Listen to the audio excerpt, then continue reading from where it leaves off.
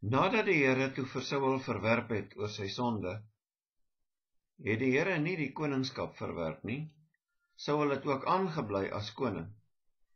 Maar die Here het in daardie tyd voorsien dat hy graag iemand anderster as koning, die werklike theokratiese koning, op die troon sou wou hê mettertyd. En daarom het die Here vir Samuel gesê dat hy na Bethlehem toe moes gaan, en daar sou die Here vir hom wys wie moet hy salf as die nuwe koning. Hy moes ook spesifiek een van Isaï se seuns salf as koning. Samuel was bang en hy het ernstig beswaar gemaak. Hy het vir die Here gesê, as Saul hom raakloop en hy vra vir hom, waar gaan jy heen, en hy vertel hom, gaan hy hom doodmaak. Toe sê die Here vir Samuel, nee, vir Saul sê jy gaan rig 'n offermaaltyd aan. Samuel het toe gegaan en hy het gaan offer, en hy het vir Isaï na hierdie offermaaltyd toe genooi, en by daardie offermaaltyd het hy toe vir Isaï gesê, bring jou seuns. En die seuns het almal verskyn, van ouds af na jong toe, een vir een, en elke keer dan het die Here vir Samuel gesê, nee, dis nie daardie kind nie. Later was al die seuns daar, en toe het Samuel vir Isaï gevra of hy dan nou nie nog 'n kind het nie. Toe sê hy, ja, hy het die jongste, maar hy is besig om skape op te pas in die veld. Toe het hy gesê, nou maar gaan haal hom, en toe Dawid inkom, toe die Here aan Samuel geopenbaar, dis daai een. En toe het Samuel hom as koning gesalf.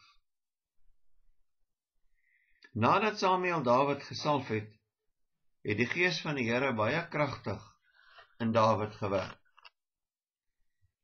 Maar die Here werk altyd middelik. En nou moet Dawid opgelei word vir sy hoë roeping.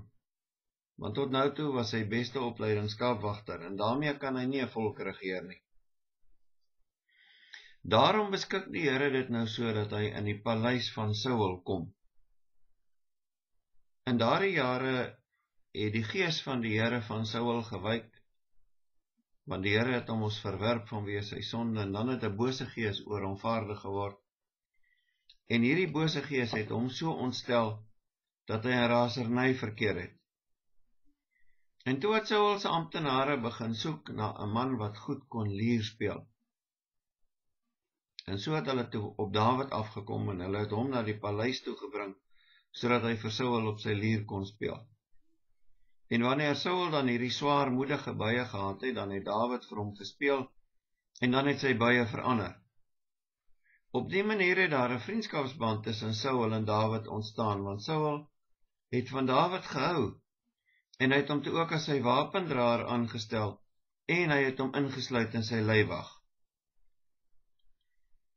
Nou kan jy sien, wat is die betekenis daarvan, dat Dawid na die paleis toe geneem is. Daar het hy naby aan die koning beweeg, en daar het hy gesien hoe die dinge gebeur, wanneer jy koning is. En so het die Here hom voorberei vir sy toekomstige koningskap oor Israel dan. Later het Saul se toestand verbeter, en toe het Isaï sy seun laat haal.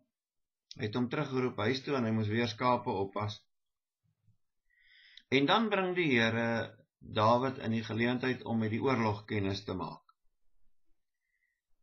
Die Filistyne het weer begin aanlê by die Israeliete, en weer moet hulle wou oorlog maak, en in daardie tyd was Dawid se broers opgeroep na die slagveld toe, en toe het sy pa hom na die leer toe gestuur om te gaan uitvind hoe gaan dit met die broers.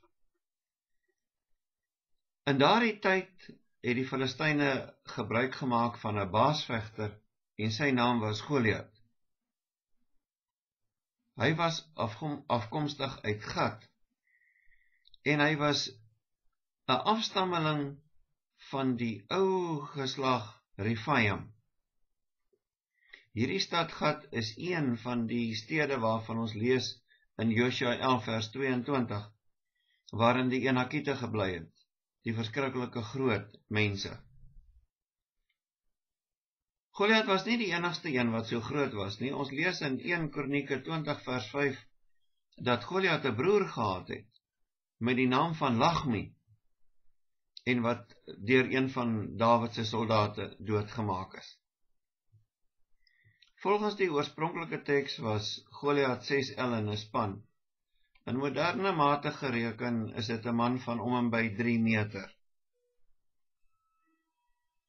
Hy het 'n bronshelm op sy kop gedra, en sy harnas het skubbe gehad, en sy spies was 45 kilogram in ons gewig.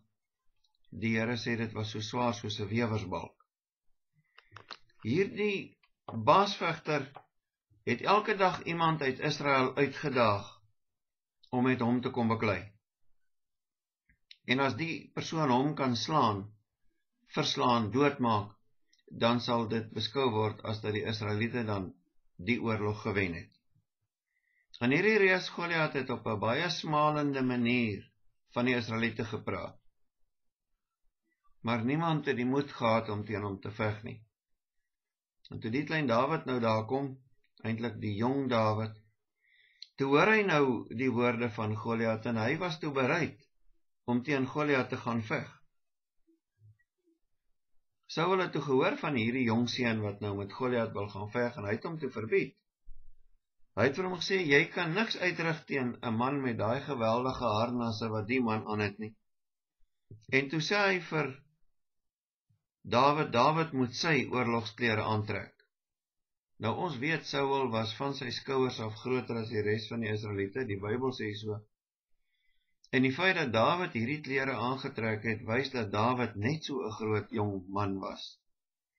Maar Dawid het toe vir Saul gesê, hy is nie gewoond aan hierdie soort van klere nie, hy kan nie daarmee loop nie. Toe het hy dit uitgetrek en sy gewone klere aangetrek. En hy het toe vir Saul gesê, hy is gewoond daaraan om te baklei teen wilde diere. Hy het vertel dat hy al 'n skaap uit 'n leeu se bek uitgeruk het en hom doodgeslaan het, en hy het dieselfde met 'n beer gedoen. Hy het 'n skaap al uit 'n beer se mond ook uitgeruk en hom ook doodgemaak. Daarmee openbaar die Here dat Dawid werklik 'n baie gedigte mens was om mee handgemeen te raak. Dawid het toe nog bygevoeg dat hy op God vertrou vir hierdie oorlog, en dat hy hierdie onbesnede Filistyn sou doodmaak. Hy was baie seker dat die Here aan hom die oorwinning sou gee.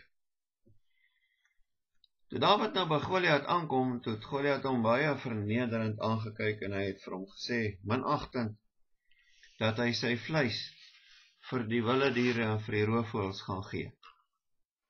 Dawid was egter baie oortuig dat hy die oorwinning sou behaal oor Goliat, omdat dit vir hom 'n oorlog van die Here was. Hy het dit beskou dat hy die Here se eer gaan verdedig, en as hy die Here se eer verdedig, dan sal die Here hom nie in die steek laat nie.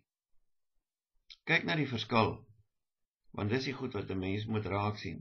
Goliat het in sy krag geroem, hy is 'n man van 3 meter. Wie kan met hom baklei? Dawid, wat aansienlik kleiner moes wees en baie jonger, het op God vertrou.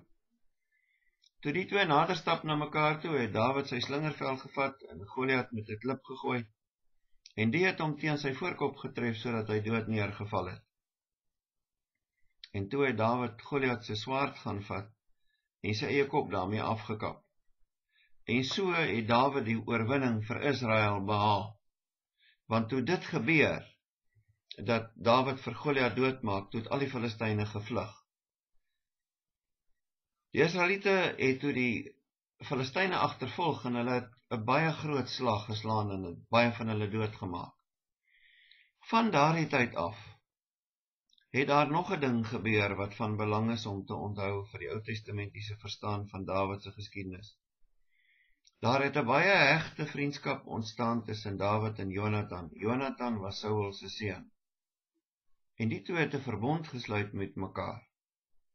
En Jonatan het sy klere en sy wapens vir Dawid gegee as 'n teken en as 'n pand van hulle vriendskapsverbond met mekaar.